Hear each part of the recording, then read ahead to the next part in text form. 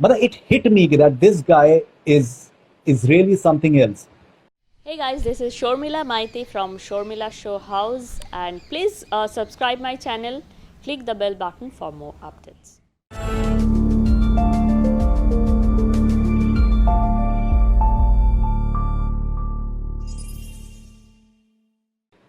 See, I'll tell you something honestly, like in the last 12, 13 days. So what we try to do was that I've done a lot of interviews with Sushant since his first film. That's great. I've I admire you as a journalist, right no, no, from thank you. my yeah, So and so what we decided right in the beginning itself, that,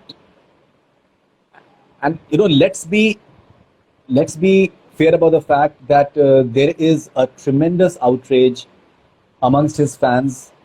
People are angry, people are hurt, people are sad. I've had phone calls from all across the world, people who don't follow Hindi cinema, who've seen maybe one or two of his films or maybe no film at all, and they are totally shocked by what has happened. hmm, So people are impacted. So let's not take away from that. So what I felt was, see, it's important that people should celebrate his work. They can see him talk, they can hear his thoughts, because his thoughts really were something extraordinary.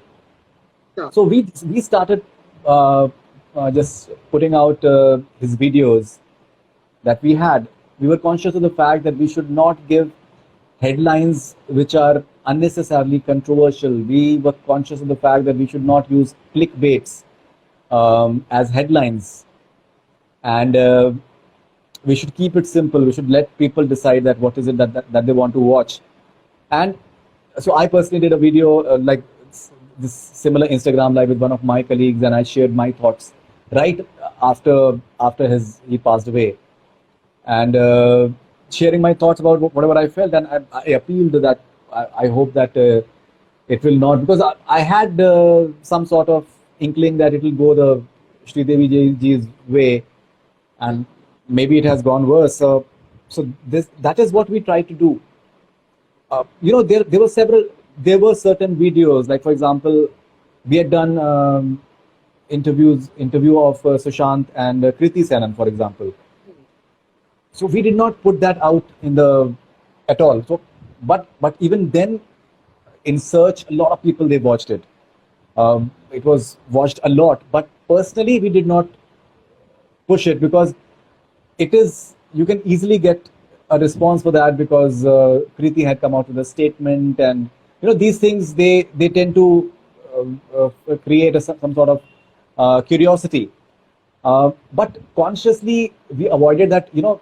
It will be in a way maybe playing upon the sentiments of, because and Kriti is still around, and Kriti may not like it.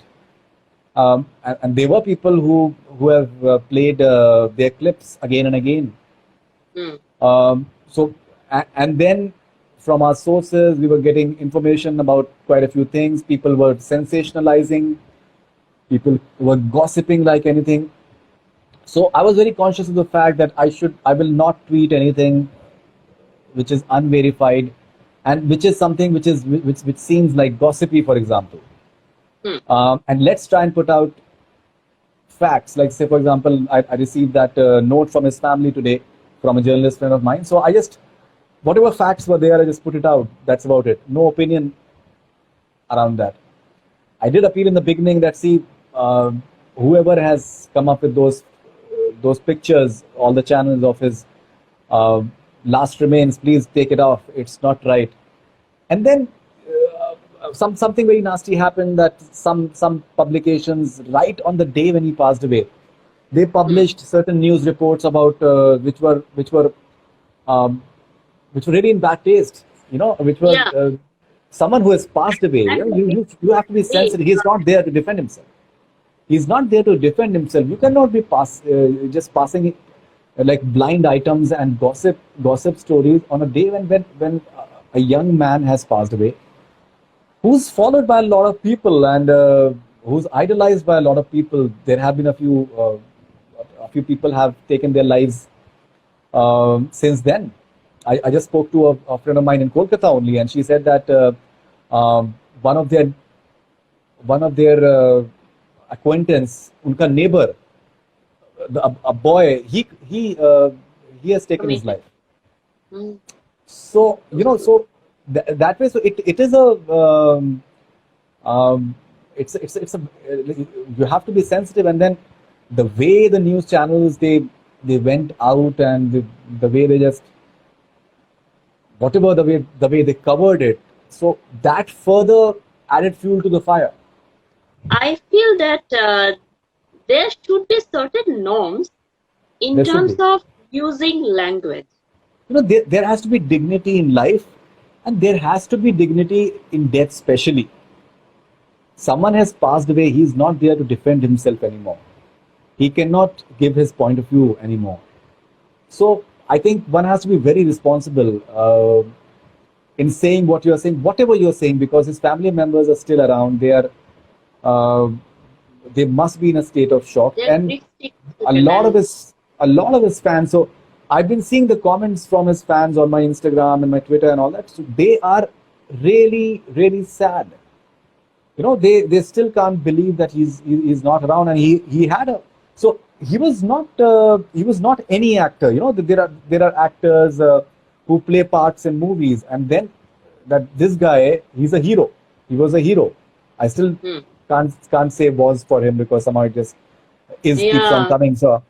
So he had like following in millions. He had following in millions and crores of people. They were extremely fond of him. So he was a national hero. He was a national icon. And so you have to be sensitive in whatever you are saying about him. Yeah. So Yeah. it's a bit sad, and it's not very difficult. See, you may. So we tried our best that we'll keep it classy. People liked our coverage. We'll not go the other route, the way people were coming up with whatever they were coming up with. But still, our coverage, our videos were watched massively all across the world. People have because somehow we had a lot of content on him, and people have really followed it and really watched it. So I feel that even if you're keeping it classy, you still can get your audience. You don't have to resort to sensationalism, talking about things which are baseless, which don't have any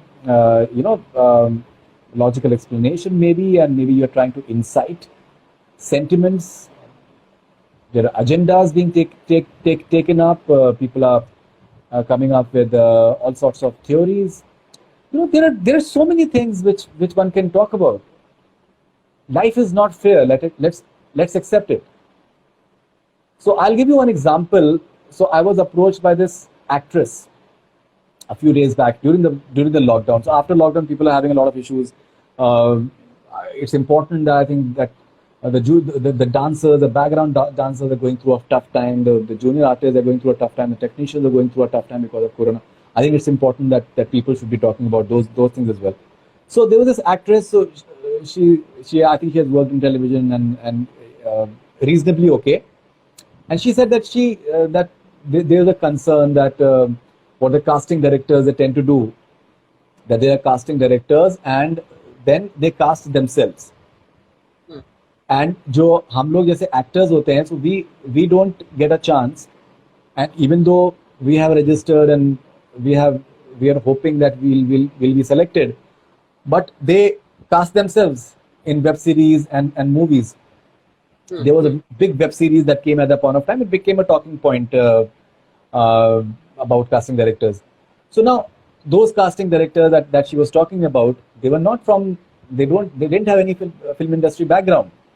They had come from somewhere else as well. They had struggled, and once they made their network, and after that they started throwing their weight around. So opportunism and favoritism, it can exist anywhere. And corruption is there in so many fields. A lot of it has to do with corruption. So things are not fair. It's not always nepotism in what way people think it out.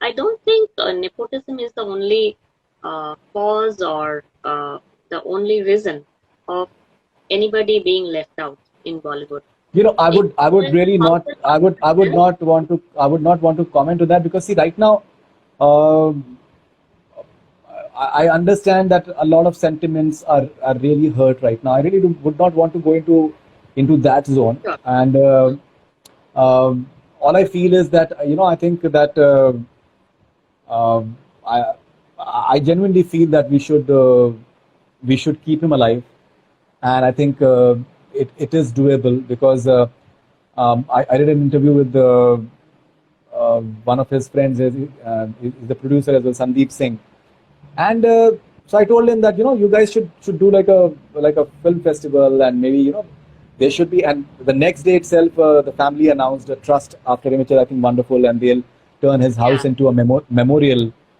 and where his telescope and his books, he was heavily interested into science.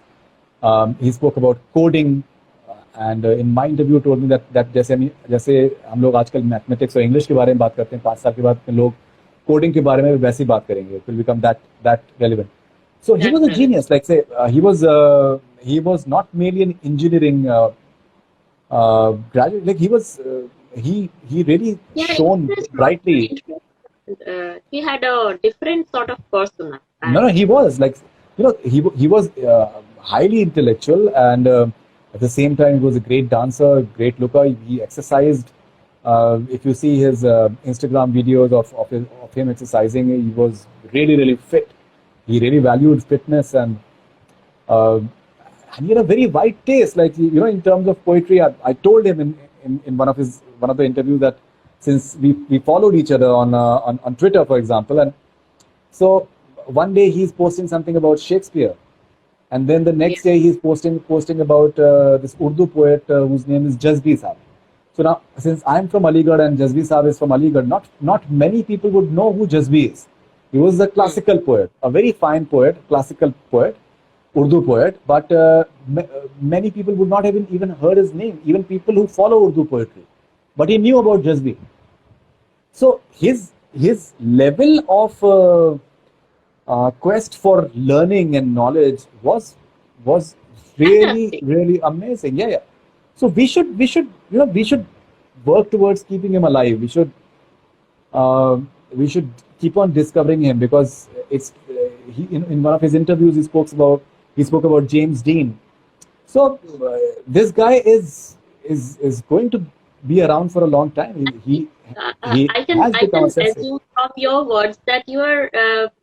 It is really interesting to keep talking to such fascinating people with so much of knowledge, with so much of vastness. See, apart from the interviews that we did, we also connected offline as well. So I know many stars. I've interviewed. I've done many interviews, but many of the stars I don't interact with them offline. So in fact, I have this policy that I don't go to parties, because my idea is that if you have a certain amount of distance from the star, so it respect bani rehta hai. That Yeah.